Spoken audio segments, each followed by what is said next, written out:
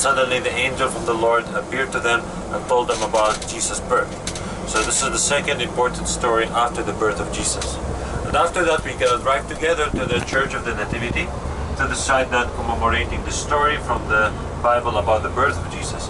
When the Holy Family came from Nazareth to Bethlehem, as we know the story, they came to the census. But why they choose to come to Bethlehem? Because Bethlehem is the city of David, and David was born here. And Joseph, he belonged to the family of David. That's why he had to come all the way from Nazareth to Bethlehem to do the registration for the empire. So when they came here, the time came for Mary to give birth. And she didn't find room in the inn, as we know the story. They went to a place was used as a stable for the animals. Later on, this place became a holy place, until the church was built on top of this place. So that's the Church of the Nativity. We will go to see it after. We can see the church and we can see the cave underneath. What I mean by the cave, I mean by the stable. Because it's a natural cave, was used as a stable 2,000 years ago. But first of all, we go to the east, 3 kilometers, to another small town. It is called Beit Sahur, like the word Bethlehem. Beit Sahur. This is Beit Sahur on your left side. And Bajala. Yeah, you already passed from Beit Jala. This is Beit Sahur. This is called Beit Sahur because representing the story of the shepherds. So house of the shepherds. Beit Sahur. Beit, that means house. So Bethlehem, house of bread. Beit Jala. House of Jala. What's Jala? I don't know, never know. Jala, it's old Aramaic word representing the beautiful view, because it's very high place. Really? You drove by Beit Jala, you were driving all the way down, right? So from Beit Jala you can see the very, very beautiful view. This is an old word representing this meaning. And the Jala, house of the beauty? The house of the beauty, exactly.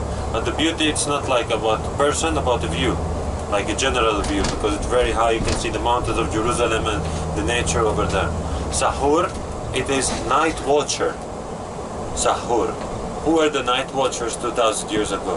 The shepherds. So that's why we call it the house of the shepherds or the house of the night watchers. Bethlehem. What's lechem? House of bread. This is the word in Hebrew. Lechem, bread. In Arabic, meat. So house of meat, house of bread. In 2 different languages. And again, you know that I'll have to say it. And the bread, eat that bread. This is my money. Then the house of bread and the house of money. Yeah. Bread and meat. Bread and meat sandwich. So Beit Sahur village, it's a very small village, inhabited by 11,000 people. Most of them are Christians in this village. But in general, Bethlehem city, as a Christian people, are minority. Less than 20% from the population. And more than 80% are the Muslim community. That's because of the immigrations that happened to the Christians since the last century, because of the political and the economical situation. So most of them, they left as immigration. As you can see today, very, very small percentage of Christians in Bethlehem. So when we go to Bethlehem again, because we are now outside the city, we're going to speak more about the city, about the history, about the population, and about the Christian community, because we have different Christian communities in Bethlehem. So this is the village of Beit Sahur. It's a small town. Most of these people, they depend and work on tourism as well. And also some part of the city depend on agriculture. Now, in general, the city of Bethlehem, in general, depends on tourism. Like hotels, shops, restaurants, factories. We have a lot of factories here in Bethlehem producing the olive wood carvings. So when we finish our tour between the church and the shepherd's field and everything, we're going to go together to one of the Christian cooperative stores where you can find a lot of things, products made here from the local people, especially the Christian community. So that will be before you leave Bethlehem. What mainly we are going to see in this place, the shepherd's field, we're going to see a very old cave. This cave representing the old house of the shepherds. Where the shepherds were living 2,000 years ago as poor people, they were living in natural house, natural cave. So by the tradition, when the shepherds went to Bethlehem, they saw Jesus Christ, they came back here, they started to tell the people about what they have seen. So these people, they were listening to the shepherds and they were knowing from where these people come from. So they marked that house to be, this is the house of these people who the angel appeared to them. So that's why we consider this place as the most sacred cave in this field. But we have plenty of caves. But we're gonna see one of them, which this one said to be the place where the same shepherds lived. And also we're gonna see a very beautiful church, a very small church as well. It's called the Church of the Angel.